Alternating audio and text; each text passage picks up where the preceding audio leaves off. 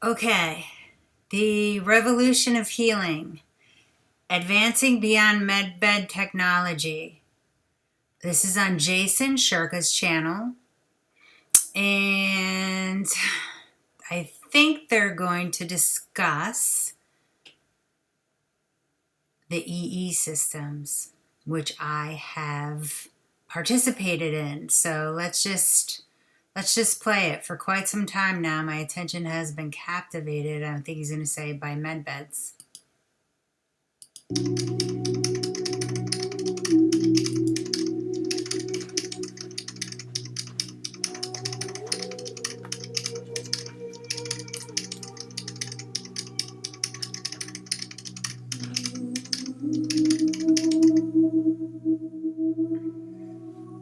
It is in the right hands. It's very cold here. I'm trying to be cozy. Cozy.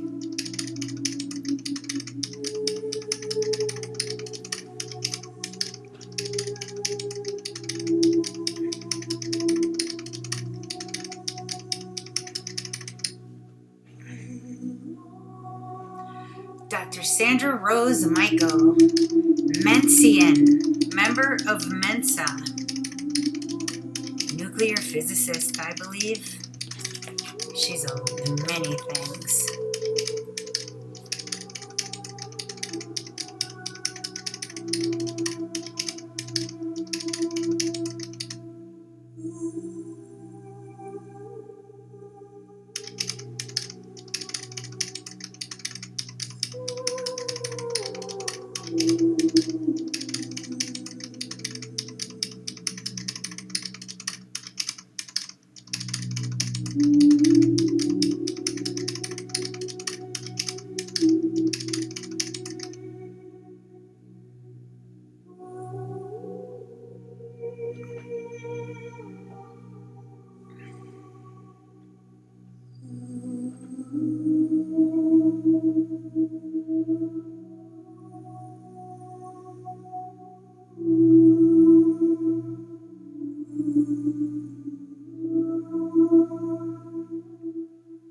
Dr. Michaels, it's an honor to be sitting here with you today. A very, very interesting chain of events has caused this interview to come to fruition in the first place, all surrounding a technology that you've developed that many call MedBed technology because that's really what it emulates in its essence of how it works and what I would call the miracles that it's allowed to come to fruition on many people all around the world. It's a technology that I've seen firsthand dissolve a 12.5-inch cystic fibroid in my aunt's uterus, a technology that has caused TLS to actually encourage me to come and help raise awareness to this incredible healing modality that you've created, but also to help figure out a way to make it more accessible around the world. And what's interesting is that you're actually the first person that I know of that TLS has accepted and agreed to associate with publicly without hiding your identity, which is a very big deal. And I'm sure that it's all for good reason, especially with the what I call technology. I know you have a different way of speaking about it, but it is an incredible technology that I know I am sitting here for a very good reason to help bring out to the world so we can help make more accessible. So with that being said, before we go deeper into what this technology is all about, what we're actually sitting next to as we speak in this interview, can you share a little bit more about your background to create a foundation for those who don't know who you are and the work that you do? Okay. Yeah, people ask, where did it start? Well, my parents met in engineering physics. My mother, a nuclear physicist. My dad, the aerospace, electrical, mechanical, structural engineer. Met in engineering physics, and oops. I was conceived at Tesla's power plant site, at Niagara Falls, and on their honeymoon, which my mother was not happy about. but she was fissioning plutonium in the labs, the Battelle labs, working on the bomb the whole time she was pregnant with me. When you say the bomb, are you referring to the nuclear bomb? Yeah. Working on bomb technologies. And so coming in, I see everything as that combination of engineering and physics. So I see the body that way as a circuitry. And but I thought everybody grew up, with my favorite toys, which were Geiger counters and gyroscopes, and healing all the animals on the farm. So I was very blessed in that my parents were both hyper genius. Mensa, I grew up with all the gifts of the Mensa. Support for development, and coming in going, my mother was working on the bomb. My dad did stealth bombers and worked on Mach 3. And I'm going, how do we heal? How do we bring healing to the world? How do we heal all of this? And so that was what my quest has been. And I started in chiropractic, reflexology, nutrition, Ayurveda, acupressure, 1971. And so there's that whole background of really focusing on how do we bring healing. But I also studied Rife technology and radionics in the early 70s. Mm-hmm. And by 1978, I built my first scalar healing light chamber after doing a whole bunch of experiments and research and incorporating materials from NASA and doing a lot of research on photons and importance of biophotonic energy and the importance of standing columnar waves in the scalar. So we were seeing absolute total miracles in 1978, but it was one person at a time. You can't heal the world that way. But we saw reversals of all kinds of things because the power that made the body heals the body. So it's not like my technology is doing the healing. No, the power that made the body heals the body.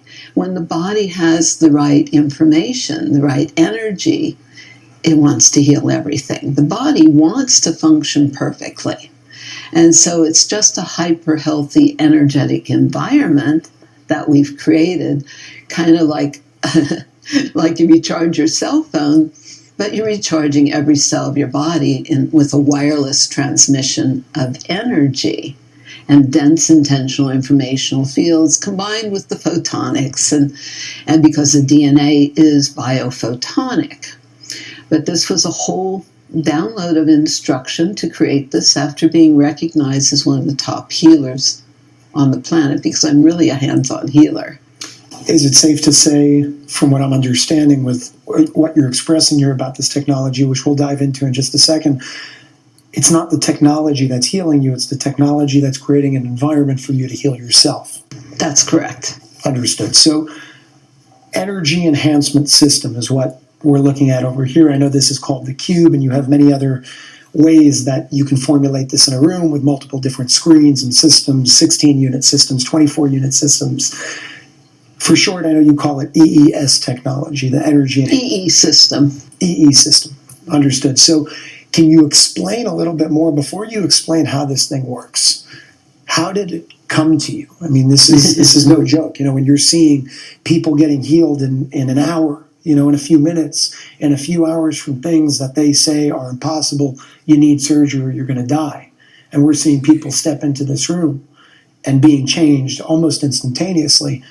How did something like that come to you? Was it given to you from somebody? Did it come to you through spiritual essence, spiritual ways? How did you bring this to fruition? Yeah, it's a really, really good question, because my mastery is with the body and tracking things cell by cell through the body. And the body has consciousness and the DNA, specifically working with the DNA and the codes of the DNA and the memory and the cell memory, but the DNA. And the DNA is biophotonic. We are bodies of light. In fact, my original work was under Body of Light, and that's a federal trademark, copyright, etc., from way back to, I think that was finalized in 97 or something like that, Body of Light, because we are bodies of light.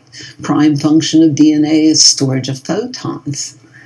So I have all the scientific and medical background, but bringing it forward, and I was meditating during a Scorpio eclipse in the early 90s, 92, actually. And I was meditating and going, the clearer your question, the clearer your answer. Ask and you shall receive is a law. And so I was asking, okay, now how do we bring healing to the world? There's only so many people I could personally teach or touch or train. How do we bring healing to the world? And even more specifically, how do we create the quantum leaps of consciousness for accelerated evolution? Yes. For a new heaven and a new earth through us. And it was a download of instruction to program technology to emulate my work. As I was already recognized as top healer, people flew in from everywhere. I'd be booked 40 hours straight with sessions, waiting lists of people, because anything and everything would heal. Because the body wants to function perfectly. So I used to say I'm like jumper cables. So that's what we created, kind of jumper cables to the body. But we're like jumper cables for, that spark of life, that optimal, light force, literally light force, life force, energy to flow through us and to touch the hearts of every cell, to touch because when you activate that light within you, it reminds you who you are, all that you're here for, all that you have access to. And so it's spiritual science. And yes, I can go right down all the rabbit holes of all the actual physics and biophysics and quantum physics and nuclear physics. And, so I have all that background and the medical side. And I'm recognized as a doctor of natural medicine besides a biophysicist. Wow. And like I said, Mensa, our brains are a little bit different, so I can go right down into all the science, but it's really spiritual. And so I was asked to create this technology to create that quantum leap of consciousness to bypass some of the projected realities.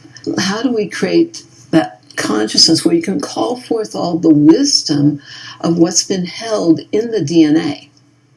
How do you call forth all the wisdom of our ancestors?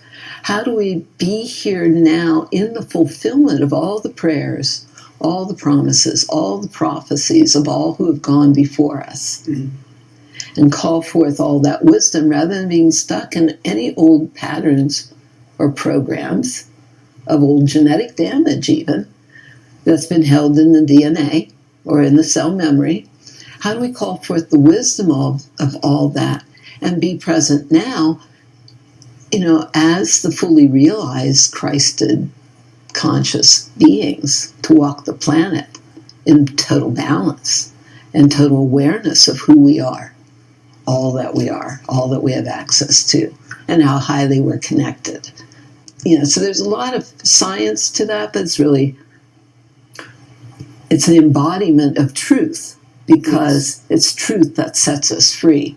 And that's part of how this was developed, is the cells vibrate and resonate with the power of truth. So, first of all, I love the fact that you bring it all back to the spiritual core of everything, because that's really what everything kind of emerges out of. I think one of the main problems with medicine today, and even science today, in the way that we're applying it, is we're only focused on the physical. And people forget that spirit world and the intangible roots that everything emerges from. So I appreciate the fact that you bring that, and I think that that's why this technology came to fruition, because you connected to, call it the wisdom of the ancestors, to source, to lights. Everybody has a different name for it, to God. But I do believe that that's why we're sitting here, based on the expression of your explanation. It's coming from a deeper root, and not just the surface of physicality. So I want to ask you a question. I'm looking at this thing over here. I see a lot of lights. I see it moving very fast.